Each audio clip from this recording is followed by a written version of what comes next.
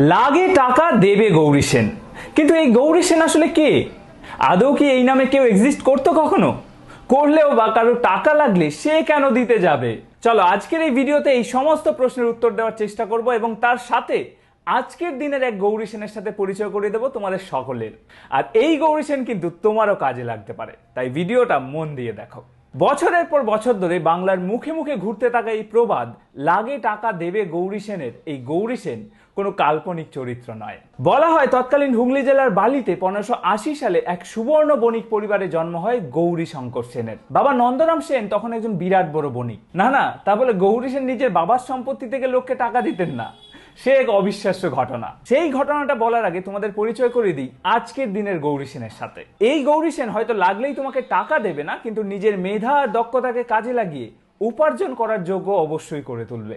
আসলে এই গৌরী সেন কোনো মানুষ নয়, বরং একটি সংস্থা যারা কম্পিউটারের বিভিন্ন course, ethical hacking, designing, web development, spoken English এবং আরো অনেক বিষয়ে ছেলে মেয়েদের প্রশিক্ষণ প্রদান করে এবং বিভিন্ন সংস্থায় প্লেসমেন্টের সুযোগ করে দেয়। ওদের ডেমো ক্লাস একদম ফ্রি, তাই যারা যারা এই ভিডিওটা দেখছো তাদের সবাইকে আমি রিকমেন্ড করব ওদের এই ডেমো ক্লাসটা নেওয়ার জন্য। এবং তারপর যদি ভালো লাগে তাহলে খুব অল্প খরচেই এই আইএসও সার্টিফাইড সংস্থা থেকে নিজের পছন্দ মতো কোর্স করে কেরিয়ারে গ্রো করতে পারো। আরো ভালো বিষয় হচ্ছে ভারত বাংলাদেশের যে কোনো জায়গা থেকেই তুমি এই কোর্সটা অনলাইনে করতে পারো। আমি কমেন্টে সমস্ত ডিটেলস দিয়ে দেবো, তোমরা যে কোনো সময় যোগাযোগ করতে পারো ফ্রি ডেমো ক্লাসের জন্য, কিংবা ওদের ওয়েবসাইট ভিজিট করতে পারো www.gaurisen.com। তো যাই হোক, আমাদের টপিকে ফেরা যাক। পর্তুগিজরা তখন বাংলায় চুটিয়ে ব্যবসা করছে। অন্যদিকে যেহেতু ব্যবসায়িক পরিবারে গৌরী সেনের বেড়ে ওঠা, তাই অনেক কম বয়সেই ব্যবসায়িক হিসেবে বিরাট প্রতিপত্তি অর্জন করে ফেলে এবং সেই সময় হুগলি জেলায় ব্যান্ডেল চাষ তৈরি করার জন্য উনিই নিজের জমি দিয়েছিলেন। ব্যবসা আরো বড় করার উদ্দেশ্য নিয়ে 1632 সালে গৌরী সেন এসেছিলেন কলকাতায় এবং এখানে এসে তার পরিচয় হয় বাংলার আরেক প্রতিষ্ঠিত ব্যবসায়ী বৈষ্ণব শেঠের সাথে। তারপর দুজন মিলে পার্টনারশিপে ব্যবসা শুরু করে কলকাতায়। ওরা দুজনেই ছিলেন অত্যন্ত সৎ এবং উদার মনের মানুষ, তাই খুব কম সময়ের মধ্যেই দুজনের মধ্যে বন্ধুত্ব জমে ওঠে। একবার কি হয়, একটা নিলামে বৈষ্ণব শেঠ আর গৌরী সেন পর্তুগিজদের থেকে একটা দস্তা বোঝাই করা জরাজীর্ণ জাহাজ কিনে নেয়। তারা জানতো প্রায় 7000 বস্তার দস্তা আছে ওই জাহাজে, কিন্তু ওই জাহাজ নিয়ে যখন বন্দরে ঢুকলেন ওই বস্তাগুলো খুলে দুজনেরই চোখ কপালে উঠে গেল। ওই 7000 বস্তার মধ্যে দস্তা নেই, বরং দস্তার বদলে বোঝাই করা ছিল রূপো। আগে হ্যাঁ, অজান্তেই দস্তার দামে রূপো কিনে ফেলেছিলেন এই প্রবাদ প্রতিম দুই ব্যবসায়ী। সেই সময় রূপোর দাম কোনো অংশেই কম ছিল না, আর 7000 বস্তা রূপো মানে বুঝতেই পারছো তার দাম কত হতে পারে। বৈষ্ণব শেঠ চাইলেই সেই রূপো নিয়ে বাজারে বিক্রি করে দিতে পারতেন, কিন্তু উনি তা করেননি।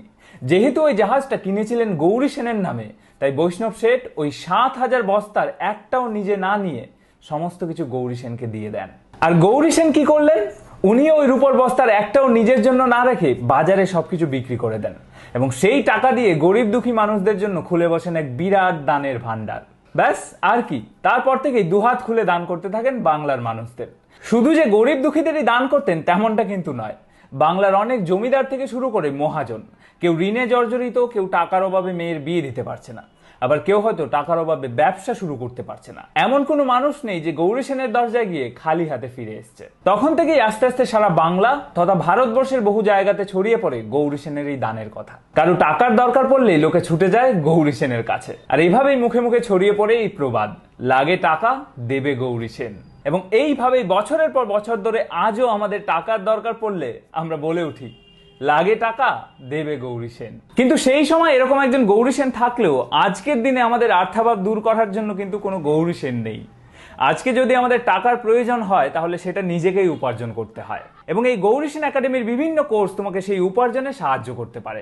তাই আজই যোগাযোগ করো www.gaurisen.com। সমস্ত ডিটেলস কমেন্ট বক্সে দেওয়া রইল। আর আমি এই ভিডিওটা শেষ করছি এখানেই। দেখা হবে অন্য কোনো ভিডিওতে। ততক্ষণ অবধি ভালো থেকো, সুস্থ থেকো, tata, goodbye, love you.